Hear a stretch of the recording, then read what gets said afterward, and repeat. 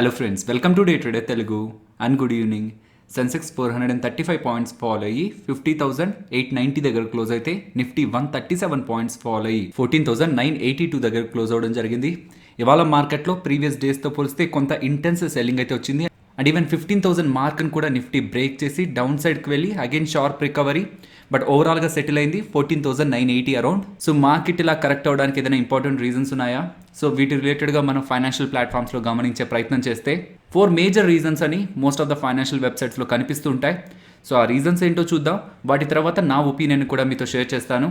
So first, గ్లోబల్గా markets అన్ని వీక్గా ఉండడంతో మన ఇండియన్ మార్కెట్స్ కూడా ఫాలో అయ్యి అంటున్నారు. అది మొదటి రీజన్గా చెప్తుంటే, ఇండియాలో కొన్ని ప్లేసెస్లో నెంబర్ ఆఫ్ కేసెస్ ఈ వైరస్ రిలేటెడ్గా పెరుగుతున్నాయి. సో లాక్డౌన్స్ కూడా కొన్ని ఏరియాస్లో పెడుతున్నారు కాబట్టి దానివల్ల కూడా మార్కెట్స్ ఫాలో అయ్యాయి, నెగిటివ్గా ఇంపాక్ట్ అయ్యాయి అంటున్నారు. నెక్స్ట్, ఇండెక్స్కి సంబంధించిన హెవీ వెయిట్స్ లైక్ బ్యాంక్ నిఫ్టీకి సంబంధించిన హెవీ వెయిట్స్ ఉన్నాయి కదా బ్యాంక్స్లో, అవి ఎక్కువగా ఫాలో అవుతుండడం కూడా ఓవరాల్గా నిఫ్టీ బ్యాంక్ నిఫ్టీని ఎక్కువగా డ్రాగ్ చేసింది డౌన్ సైడ్కి అంటున్నారు.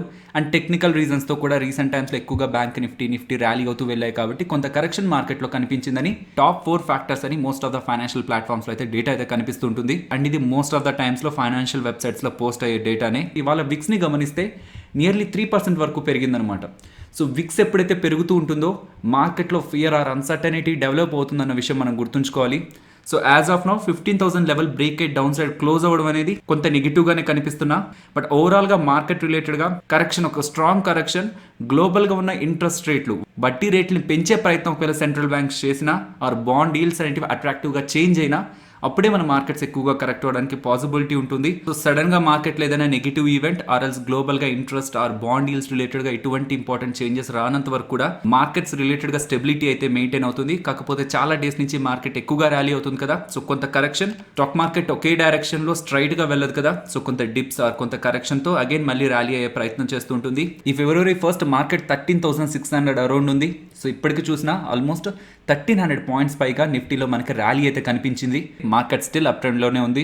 Next, telecom stocks like Bharti Airtel, Vodafone Idea, Jio గురించి మాట్లాడుకోవాలి. వీళ్ళు డిసెంబర్ నెలకు సంబంధించి సబ్స్క్రైబర్స్ ఎడిషన్ డేటాను అయితే రిలీజ్ చేయడం జరిగింది. మీన్స్ వీళ్ళ నెట్వర్క్లోకి సబ్స్క్రైబర్స్ యాడ్ అయ్యారా లేకపోతే ఎగ్జిట్ అయ్యారన్న డేటాని వీళ్ళు చూపిస్తున్నారు.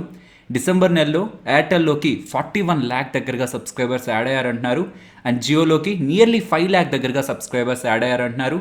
అండ్ వడాఫోన్ ఐడియా నుంచి నియర్లీ 57 lakh సబ్స్క్రైబర్స్ ఎగ్జిట్ అయ్యారు, మీన్స్ వాళ్ళ నెట్వర్క్ నుంచి బయటకు వెళ్ళారంటున్నారు. ఈవెన్ ఇప్పుడనే కాదు, ప్రీవియస్గా వస్తున్న నెంబర్స్ని కూడా మనం మాట్లాడుకుంటూనే ఉన్నాం. కంపేర్డ్ విత్ ఎయిర్టెల్ అలాగే వడాఫోన్ ఐడియా, ఎయిర్టెల్లో స్ట్రాంగ్ సబ్స్క్రైబర్స్ ఒక ఎడిషన్ అయితే మనకు కనిపిస్తుంది. ఎయిర్టెల్ ఒక యాక్టివ్ సబ్స్క్రైబర్స్ 97.1% అయితే, వడాఫోన్లో 90.26%, జియోలో 80.23% యాక్టివ్ సబ్స్క్రైబర్స్ అయితే ఉన్నారు. ఓవరాల్ టెలికాంలో ఎయిర్టెల్ వాళ్ళు 29.36% మార్కెట్ షేర్ని హోల్డ్ చేస్తూ ఉంటే, వడాఫోన్ ఐడియా వాళ్ళు 24.64% అండ్ జియో వాళ్ళు నెంబర్ 1 పొజిషన్లో 35.43% మార్కెట్ షేర్ని అయితే హోల్డ్ చేస్తున్నారు.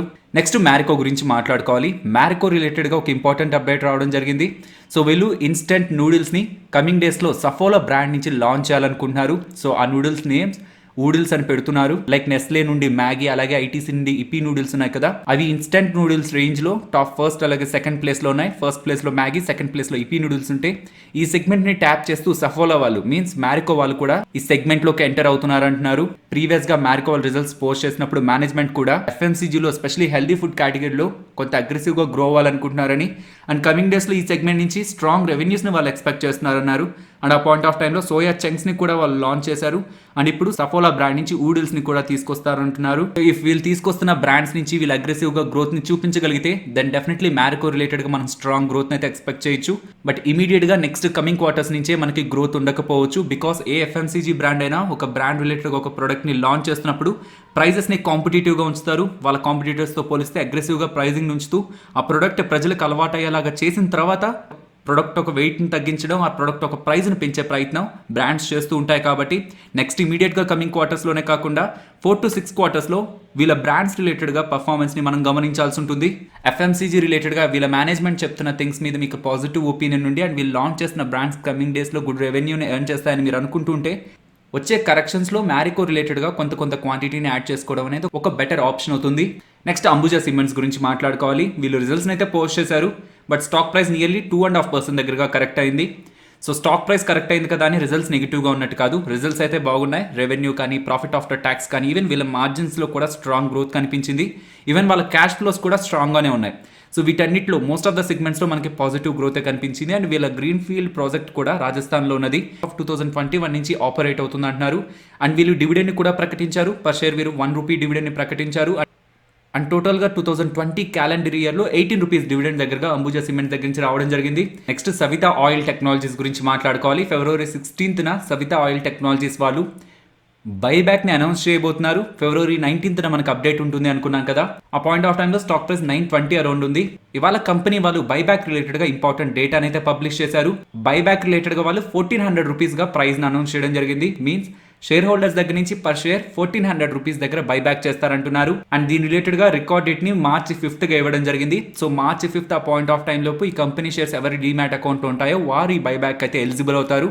కాకపోతే గుర్తుంచుకోవాల్సింది, ఇఫ్ నేను రేపు 100 షేర్స్ని కొని కమింగ్ డేస్లో 100 షేర్స్ని బైబ్యాక్కి కంపెనీకి ఇస్తే ₹1400 పెట్టి కంపెనీ తీసుకుంటుందా అంటే కంప్లీట్గా ఉన్న షేర్స్ అన్నింటినీ కంపెనీ తీసుకోవాలని రూల్ అయితే కాదు.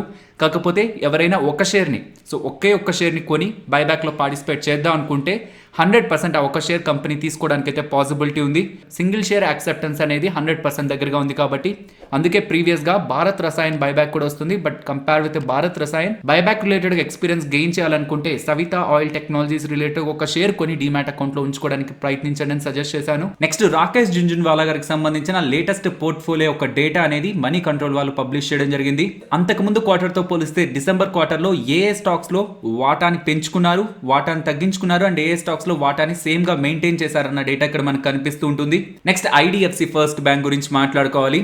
ఐడిఎఫ్సి ఫస్ట్ బ్యాంక్ వాళ్ళు నిన్న మనకి ఇచ్చిన అప్డేట్ 3000 crores దగ్గరగా కమింగ్ డేస్ లో వీళ్ళు క్యాపిటల్ ని డబ్బుల్ని రైజ్ చేయబోతున్నారని త్రూ ఈక్విటీ మీన్స్ ఈ కంపెనీకి సంబంధించిన షేర్స్ ని సెల్ చేసి ఇవాళ వైద్యనాథన్ గారు ఐడిఎఫ్సి క్యాపిటల్ రైజింగ్ ప్లాన్స్ రిలేటెడ్గా మాట్లాడుతూ ఐడిఎఫ్సి గురించి కూడా కొన్ని ఇంపార్టెంట్ పాజిటివ్ స్టేట్మెంట్స్ అయితే చేశారు. సో ఫస్ట్ క్యాపిటల్ రైజ్ గురించి మాట్లాడుతూ ఈ కంపెనీకి సంబంధించిన షేర్స్ని public or qualified institutional placement QIP ద్వారా సెల్ చేసి మేము డబ్బులు రైజ్ చేయాలనుకుంటున్నాం.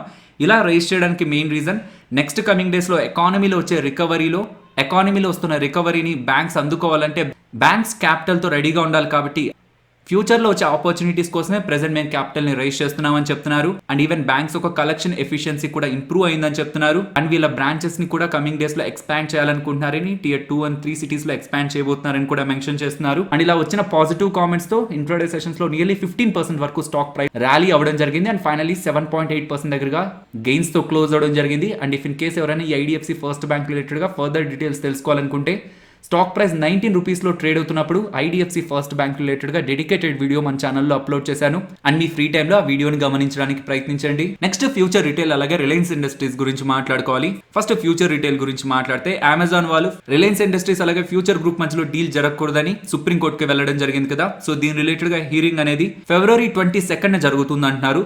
రిలయన్స్ రిలేటెడ్గా నిన్న మనకు వచ్చిన అప్డేట్, చాలా మంత్స్ బ్యాక్ రిలయన్స్ వాళ్ళు వాళ్ళకి సంబంధించిన O2C oil to chemical business ని సౌదీ అరేబ్కో వాళ్ళకి కొంత వాటాని సెల్ చేయాలనుకుంటున్నారని అప్డేట్ ఉంది కదా. బట్ వేరియస్ రీజన్స్తో ఆ డీల్ అయితే కొంత బ్యాక్ అవుతూ వచ్చింది.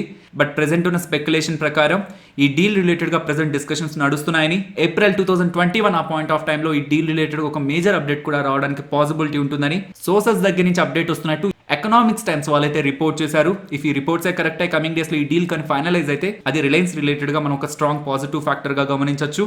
నెక్స్ట్ నిఫ్టీ అలాగే bank Nifty support and resistance మాట్లాడుకోవాలి. నిన్న మనం అనుకుంది 15,070 సపోర్ట్గా, ఇఫ్ అది బ్రేక్ అయితే 15,020ని నెక్స్ట్ లెవెల్ ఆఫ్ సపోర్ట్ అనుకున్నాం.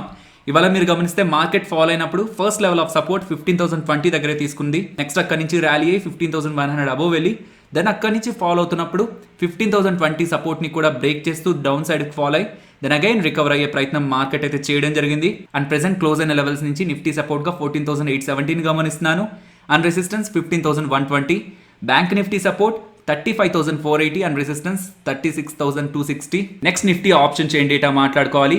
March 1st వీక్ అలాగే February మంత్లీ ఎక్స్పైరీ రెండింటిని కూడా మనం కంబైన్ చేసి చూస్తే ప్రీవియస్ డేస్లో మనకి డేటా కనిపించలేదు. 15,000 దగ్గర కాల్ రేటర్స్ అగ్రెసివ్గా రైట్ చేయడం, బట్ ఈసారి రైట్ చేస్తున్నారు 15,000 దగ్గర. మీన్స్ 15,000 కంటే పైకి వెళ్ళదని కాల్ రైటర్స్ దగ్గర కాన్ఫిడెన్స్ అయితే బిల్డ్ అవుతుంది. కాకపోతే ఇవాళ మార్కెట్ ఇంతలా పడినా పుట్ రైటర్స్ దగ్గర నుంచి అన్బైండింగ్ కనిపించలేదు. స్టిల్ అక్కడ మనకి కాంట్రాక్ట్స్ అయితే బిల్డ్ అవుతూ ఉన్నాయి.